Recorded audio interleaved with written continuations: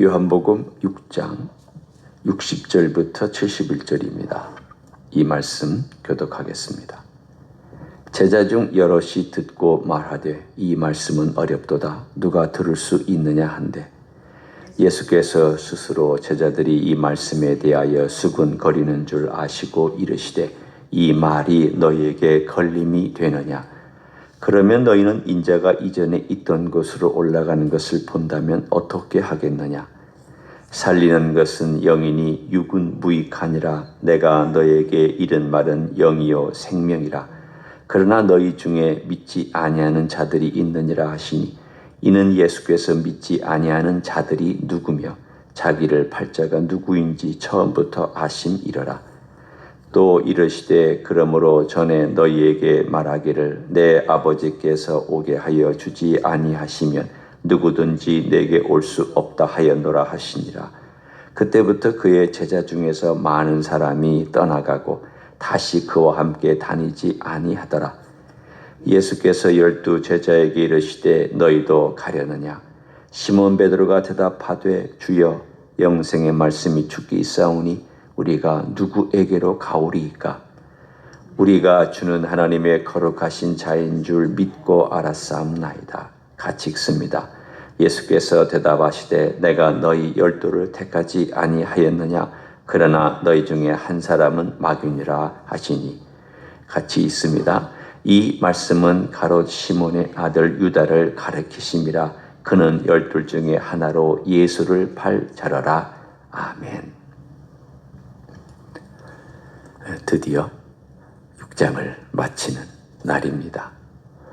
아마 6장에서 어쩌면 제일 어려운 부분 중에 또 하나가 우리 주님께서 61절부터 63절까지 하신 말씀이 아닐까 그렇게 생각할 수 있습니다. 하여튼 6장 자체는 우리가 성경의 다른 구절들을 좀 이해해야만 이해할 수 있고 또 성경 전체, 특별히 신약 전체를 봐야만 이해할 수 있는 그런 부분들이기 때문입니다.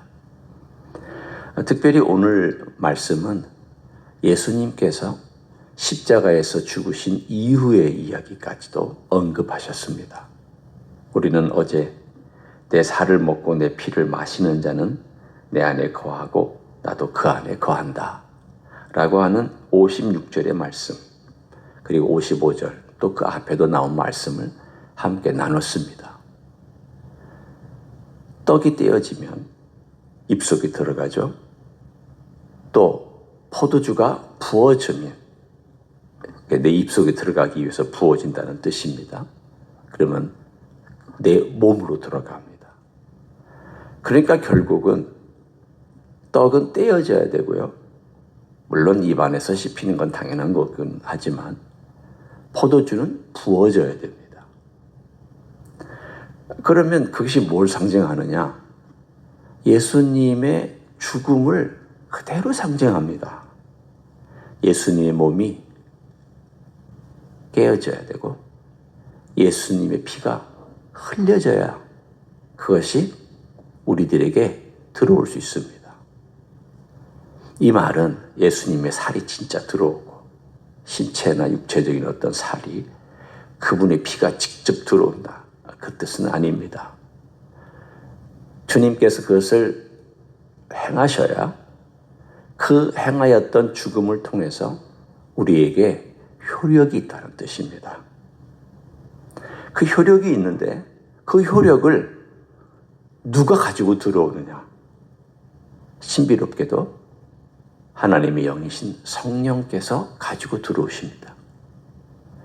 그러니까 우리는 과거의 시점과 또는 현재의 시점으로 볼 수 있습니다. 과거의 시점으로 보면 과거에 일어났던 그 일, 주님께서 우리를 위해서 돌아가셨다. 그러면 주님께서 돌아가신 것은 미래의 시대, 세대들을 위해서 돌아가신 거죠. 그러니까 주님은 그냥 나를 중심으로 한번 봅니다. 과거의 시점에서 아니 나는 미래 2000년 후에 살아가는 사람이기 때문에 그 시대 그 자리에 없었잖아요. 주님은 그때 돌아가실 때 미래의 나를 위해서도 돌아가신 것입니다. 그러니까 주님의 그 죽으심은 그 시점으로 볼 때에도 미래, 과거, 그 시대 모든 인류를 위해서 자신의 몸을 찢고 자신의 피를 흘려주신 것입니다. 그 효력이 모든 세대, 모든 인류, 모두에게 미칠 수 있다는 것입니다. 물론 모든 인류가 구원받는 건 아니죠. 그건 당연한 것입니다. 과거의 시점으로 그렇게 얘기할 수 있습니다. 현재 시점으로 보면 과거에 예수님께서 나를 위해서 혹은 인류를 위해서 흘리신 그 피와 그분의 찢겨진 살을 오늘날 다시 생생하게 내게 적용됩니다. 그것은 영원히 효과가 있기 때문에 히브리서의 말을 따르면 단번에 들이셨다라는 것은 한 번 딱 들이셨다라는 의미도 있지만 단번에 들이심으로 모든 과거, 현재, 미래의 모든 것들을 다 총망라한다는 뜻입니다. 그렇기 때문에 주님의 그 죽으심은 현재 내가 예를 들어 오늘 예수님을 영접한다. 나 믿어야 되겠다. 나 그분 없이는 이제 못 살겠다. 라고 그분을 내가 받아들이면 성령께서 내 안에 들어오시면서 과거에 행하셨던 그 일을 오늘의 일로 적용시켜 주신다는 뜻입니다.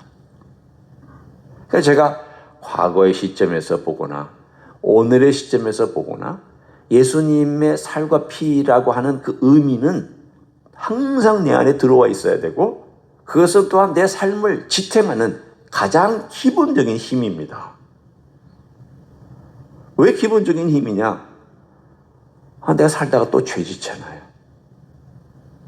또 살다가 내 자신 속에 있는 어떤 문제를 발견하잖아요. 그러면 그 죄나 문제를 가지고 누구에게 와야 되느냐? 예수님께로 가지고 오죠. 고백하죠. 그리고 드러내죠. 그러면 어떻게 용서해 주시느냐? 2000년 전에 나를 위해서 피 흘리셨던 그걸 근거로 또 용서해 주시고 또 2000년 전에 흘리신 그 보혈의 역사가 오늘날 현재 시점으로 오늘날도 또 역사하고 있기 때문에 내가 용서받고 살아갈 수가 있습니다. 그러니까 이 십자가의 사건, 그분이 피 흘려주시고 그분이 자신의 육체를 찢으셨던 이 모든 사건은 사실은 현재 진행형이기도 합니다. 안 믿는 사람에게도 현재 진행입니다. 그분이 받아들이면 구원받으니까. 그렇지만 믿음 나에게도 현재 진행형입니다. 왜냐하면 우리는 또 매일매일 죄를 짓고 사니까. 동시에 또 왜 현재 진행형이냐?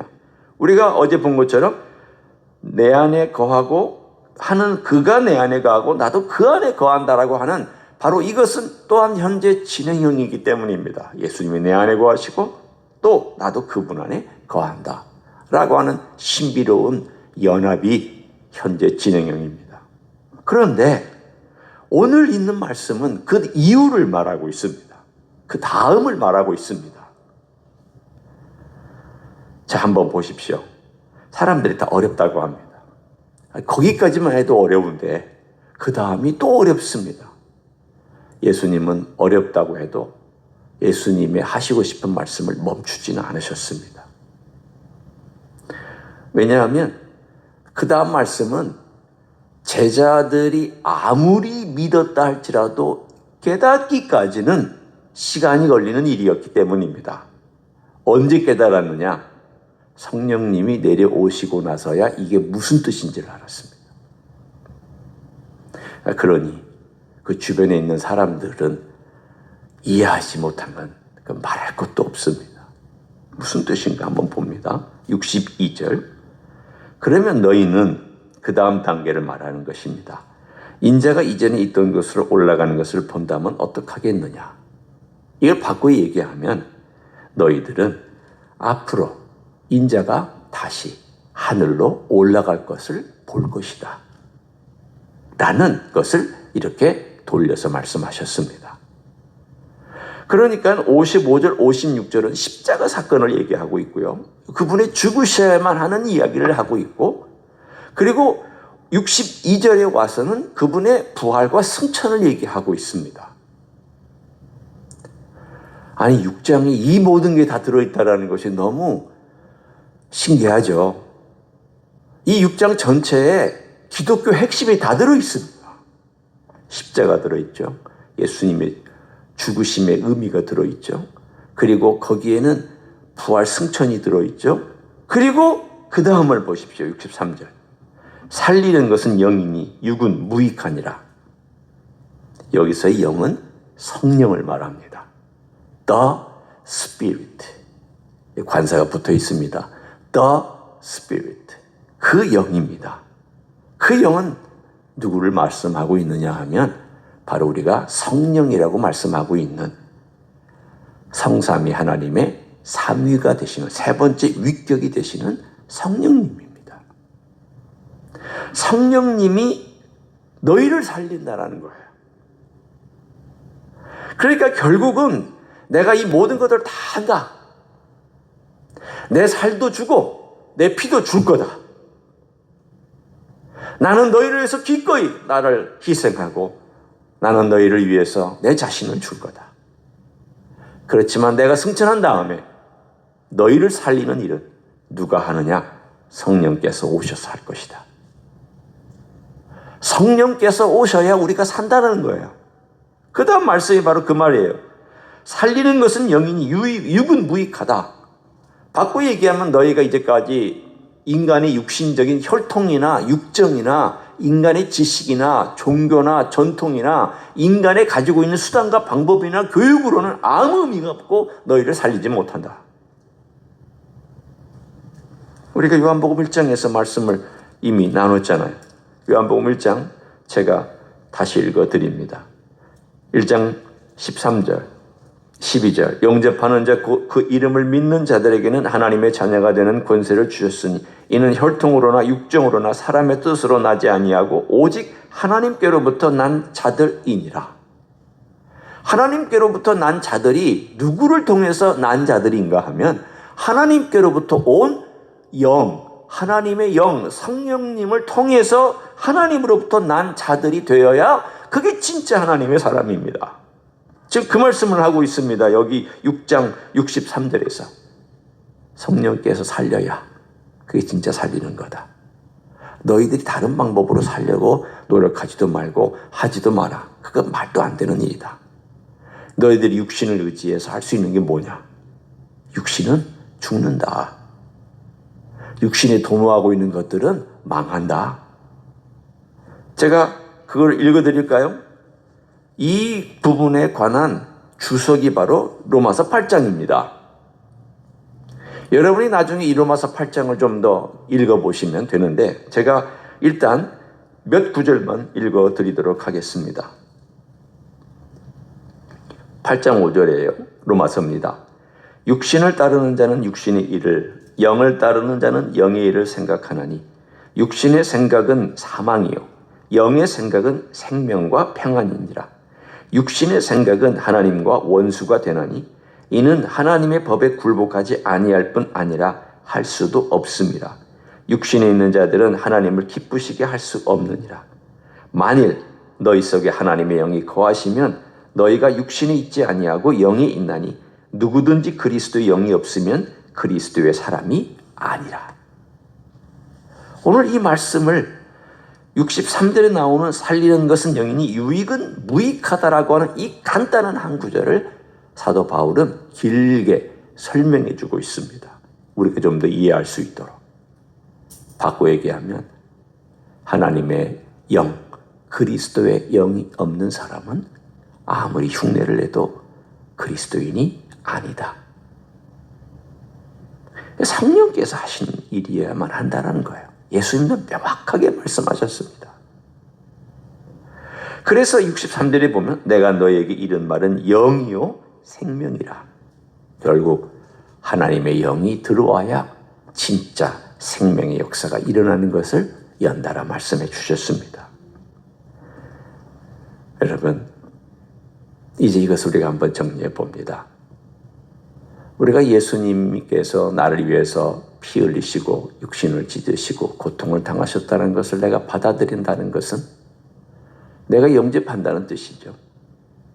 그런데 그 영접한다는 것은 단순히 진리를 영접한다는 게 아니라 거기서 머무는 게 아니라 진리의 영이 과거에 일어났던 십자가 사건을 예수님의 놀라운 육신을 찢으시고 피 흘리신 것을 그대로 그 능력과 그 진리와 그 사실과 그 모든 것들을 가지고 성령께서 내 안에 들어오셔서 나에게 적용시켜 주십니다. 성령이 내 안에 들어오셔서 그 모든 것들을 새롭게 해주시는데, 내가 새로워졌을 때 내 안에 거듭나는 것은 속사람입니다.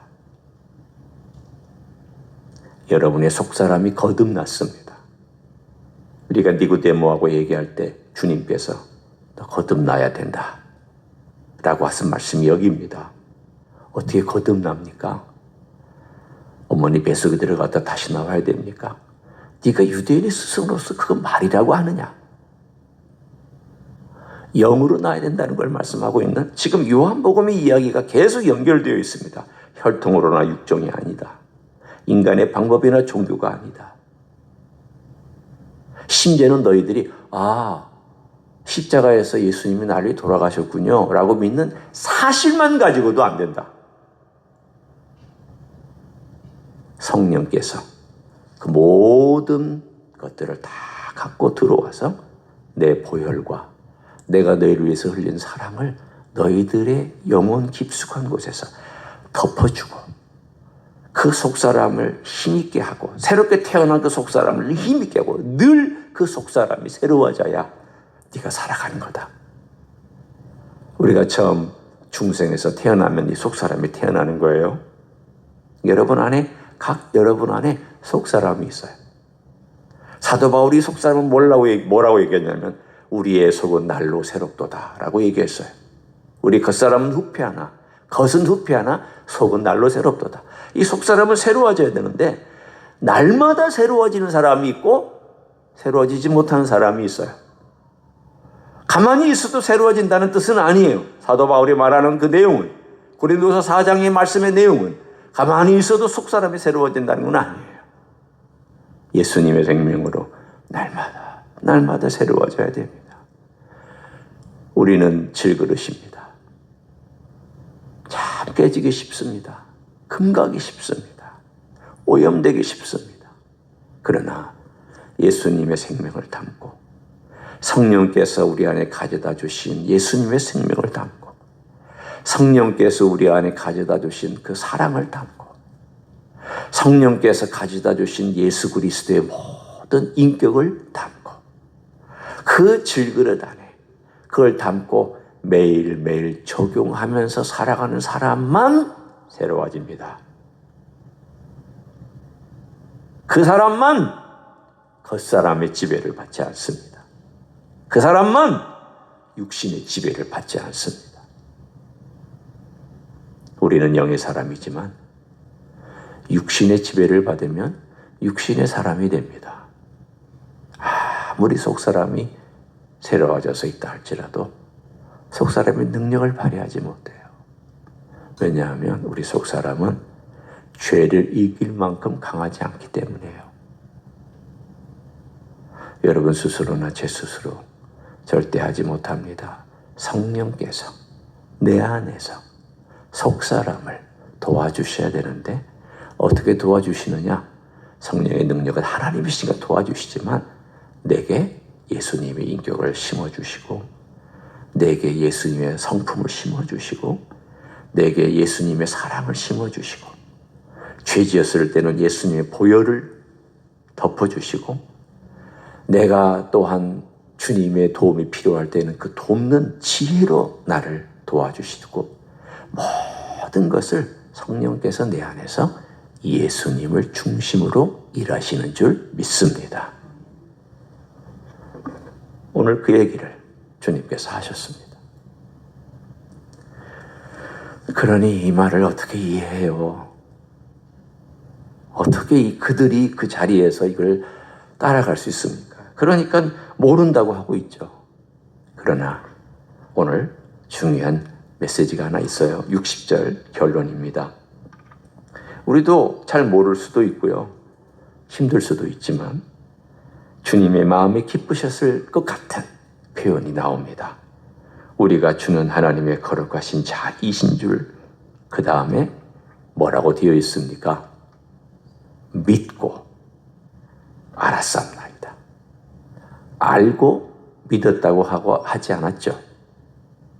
믿고 알았다라고 하고 있습니다.